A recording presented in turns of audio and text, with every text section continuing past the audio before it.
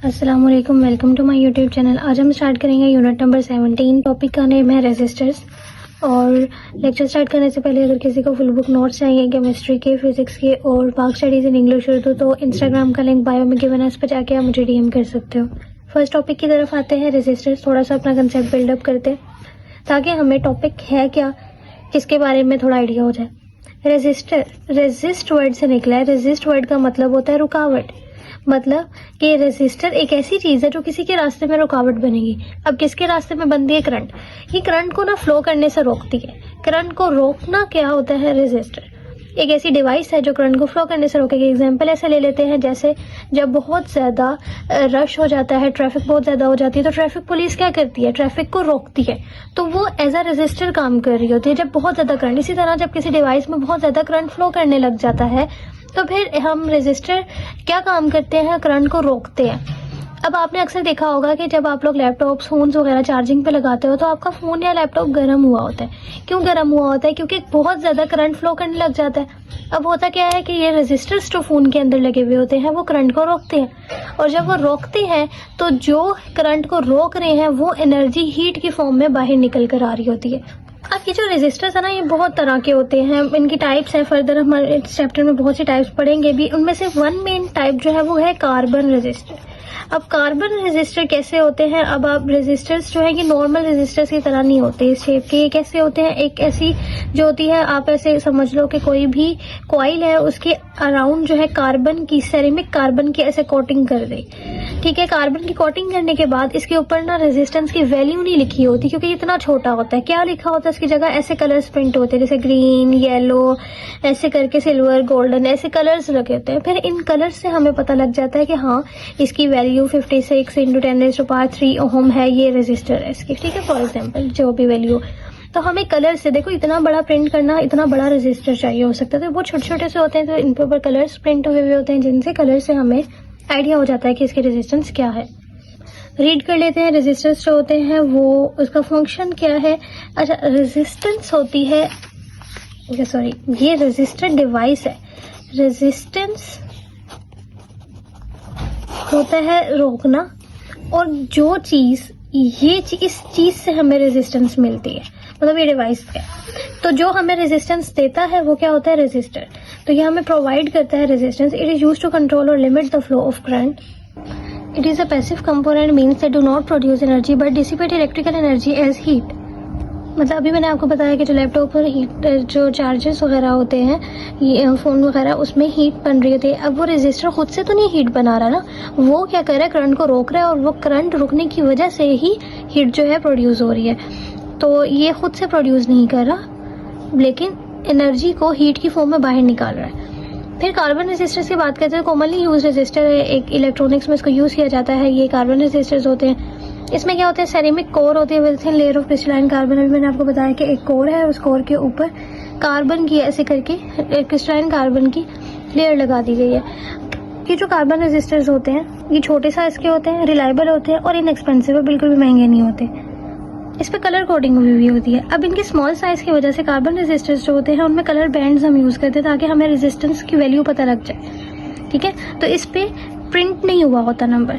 Normally 4 carbon bands जो है use किए जाते हैं। ठीक है, आप इस तरह से देख सकते हो, एक और इसके ऊपर कार्बन की थिन लेयर जो है वो कोट की हुई है, और फिर इस पे कलर्स बने हुए हैं। कलर्स में आपको जो फर्स्ट होता है कलर, वो आपको फर्स्ट डिजिट बताता है कि रेजिस्टेंस का फर्स्ट डिजिट क्या होगा। सेकंड कलर आपको बताता है कि सेकंड डिजिट क्या होगा। जो थर्ड होता है वो आपको बताता है मल्टीप्लायर।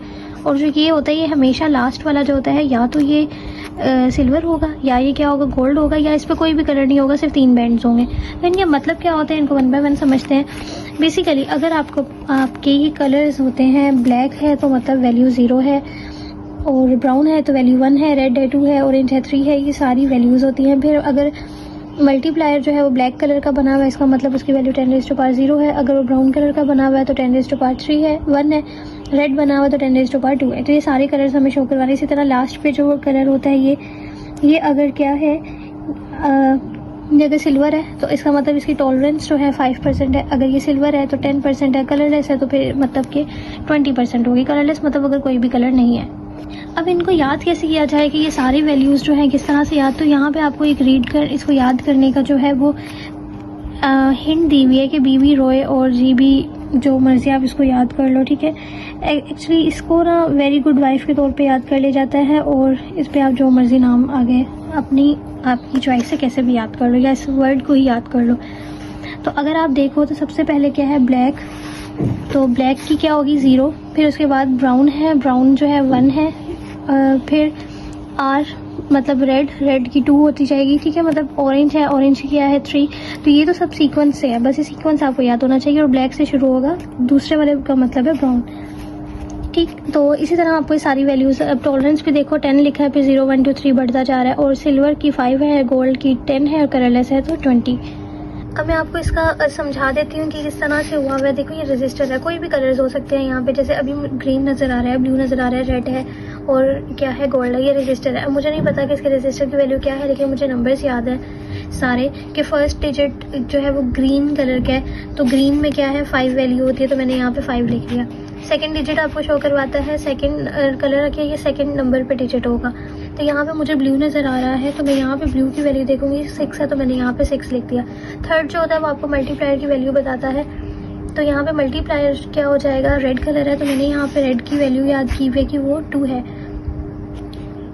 सॉरी, रेड पे मल्टीप्लायर की वैल्यू क्या है, 10 रेज़ टू पावर 2। अच्छा, ये ऑरेंज है तो 10 रेज़ टू पावर 3, तो यहाँ पे 10 रेज़ टू पावर 3 आ जाएगा, ठीक है। फिर उसके बाद आता है ये लास्ट पे कलर जो है, ये हम प्लस माइनस करके लिखते होते हैं। अब यहाँ पे मुझे सिल्वर है, तो सिल्वर की वैल्यू क्या होती है 10%, और अगर यहाँ पे कोई कलर ना होता तो मैं प्लस माइनस 20% लिख देती, और अगर यहाँ पर सिल्वर होता तो मैं यहाँ पे प्लस माइनस 5% लिख देती, ठीक है। तो इस तरह से आप रजिस्टर की वैल्यू देखो, इतनी बड़ी प्रिंट करने की बजाय छोटी, इतनी पता है बिल्कुल ऐसे छोटे छोटे से होते हैं, एक चावल के दाने जितने ही होते हैं, थोड़ा सा उससे बड़ा, मतलब इतने से होते हैं, और इस पर ये प्रिंट करना मुश्किल होता है, तो इसलिए कलर्स प्रिंट हुए हुए होते हैं इसके ऊपर। तो आपको कोई भी कलर दे दें, आपको ये सारा याद होना चाहिए, और आप उससे इसकी वैल्यू लिख सकते हो। अच्छा, ये जो चीज़ है ना, अब इसका मतलब जो है वो ज़्यादा आपके लिए ज़रूरी नहीं है, लेकिन क्योंकि हमें कंसेप्ट समझना, तो मैं आपको ये भी समझा देती हूँ। मेरी जो वैल्यू आई है वो ये है, ये रेजिस्टेंस की वैल्यू। इसका मतलब है कि अगर मैं इसको खोल के लिखूँ तो ये क्या है 56, आगे 3 0 1 2 3 और प्लस माइनस 10%। अब ये प्लस माइनस 10% आपको ये बता रहा है कि ये जो रेजिस्टेंस की वैल्यू है ये एग्जैक्ट ही नहीं है, इससे 10% ज़्यादा भी हो सकती है और 10% कम भी हो सकती है। अब अक्सर बच्चों को ये बात समझ नहीं आती, तो इसीलिए मैं आपको इसको थोड़ा सा एक्सप्लेन करके बताऊंगी। ये अगर किसी को समझना है तो समझ लें, वरना आपका वीडियो लेक्चर यहीं तक है। देखो, अगर 5600 है, इसका 10% क्या होगा, तो 10% ऑफ 5600 क्या होगा, कैसे निकालते हैं 10%।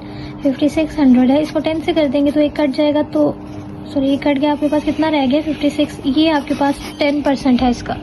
अब अगर आप देखो तो 5600 प्लस 10% है, तो एक दफ़ा मैं 56,000 में प्लस करूँगी, 10% कितना है 5600, ठीक है। सेम इसी तरह मैं एक दफ़ा इसमें से क्या करूँगी, माइनस करूँगी 5600, तो प्लस करके कितना आएगा, सॉरी प्लस से ज़्यादा होगा 61600 ओम, और इससे कितना आया 50400।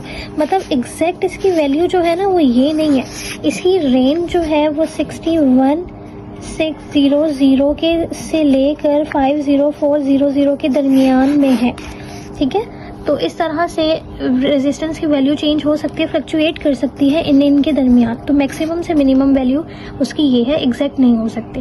तो ये आपको ये चीज़ बताती है, ठीक है। तो I hope you understand this lecture. Thank you so much for watching. अल्लाह हाफिज़।